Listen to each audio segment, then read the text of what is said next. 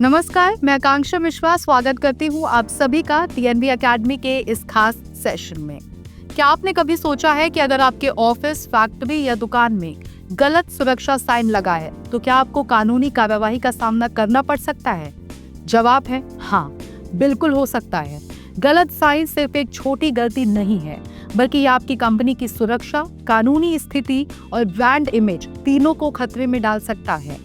आज हम इस विषय को ISO 7010 भारत के कानूनी नियमों और कंपनियों की सामान्य गलतियों के संदर्भ में विस्तार से समझेंगे। सेफ्टी साइन का असली मकसद क्या है? सेफ्टी साइन दीवार की सजावट नहीं, बल्कि जीवन रक्षक संकेत होते हैं। ये संकेत हमें बताते हैं कि कहाँ खतरा है, कहाँ बचाव है और किस दिशा में जाना है। गलत साइन लगाने का मतलब है गलत दिशा में भागने की संभावना, गलत स्विच ऑन कर देना या बिना PPE के खतरनाक क्षेत्र में प्रवेश। इसीलिए हर साइन का सही स्थान, सही आकार और सही संदेश होना बेहद जरूरी है। ISO 7010 क्या है और ये क्यों जरूरी है? ISO 7010 एक अंतर्राष्ट्रीय मानक है जो सुरक्षा संकेतों के डिजाइन, रंग, आकार और चिन्हों को मानकीकृत करता है। इसका उद्देश्य है हर देश में एक जैसी भाषा और संकेतों के जरिए सुरक्षा देना। इसमें बताया गया है कि चेतावनी साइन पीले त्रिकोण में होगा, निषेध साइन लाल घेरे में और फायर फाइटिंग उपकरणों के साइन लाल चौकोर बॉक्स में। अगर आप इसके बाहर कुछ भी प्रयोग करते हैं, जैसे अपनी मर्जी से चित्र बनाकर साइन लगाते हैं, तो वो ISO नॉन कंप्लायंट माना जाता है। भारत में कौन कौन से कानून लागू होते हैं? भारत में कई कानून सेफ्टी साइन को अनिवार्य मानते हैं। फैक्ट्रीज एक्ट 1948 कहता है कि खतरनाक मशीनों और क्षेत्रों में साफ साफ चेतावनी होनी चाहिए। The building and other construction workers act में सुरक्षा संकेतों की व्यवस्था स्पष्ट है। अगर आपने गलत साइन लगाया और उससे कोई हादसा हुआ तो आप पर IPC की धारा 336, 337 या 338 के तहत मामला बन सकता है, जिसमें जुर्माना और जेल दोनों शामिल हैं। अब इसके लिए जुर्माना और सजा क्या है? कितना बड़ा नुकसान हो सकता है? अगर किसी निरीक्षण में पाया गया कि आपकी यूनिट में गलत या गैर मानक साइन लगे हैं तो 1 लाख रुपए तक का जुर्माना और 2 साल तक की जेल संभव है।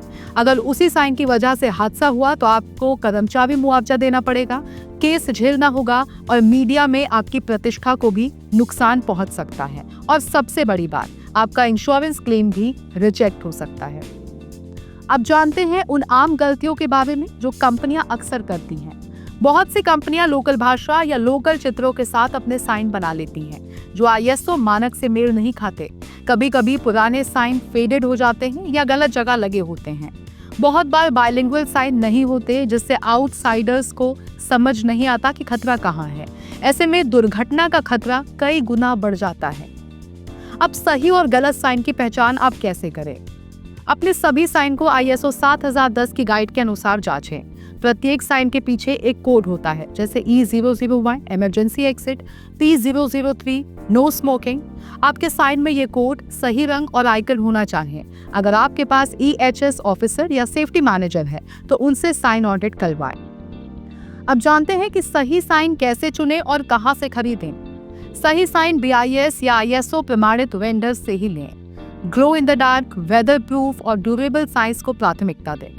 हर साइन को उस जगह पर लगाएं जहां वो आसानी से दिखे, ना कि कहीं किसी कोने में। साइन का प्लेसमेंट और विजिबिलिटी सबसे जरूरी होती है। साइन सही नहीं तो सुरक्षा भी अधूरी। अगर आपने एक भी गलत या भ्रामक साइन लगाया है तो वो छोटा सा बोर्ड बड़ी मुसीबत बन सकता है। ISO 7010 का पालन करना सिर्फ मान्यता की बात नहीं है, ये सुरक्षा की भी जिम्मेदारी है, क्योंकि एक गलत साइन किसी की जान भी ले सकता है और कंपनी को लाखों का नुकसान भी।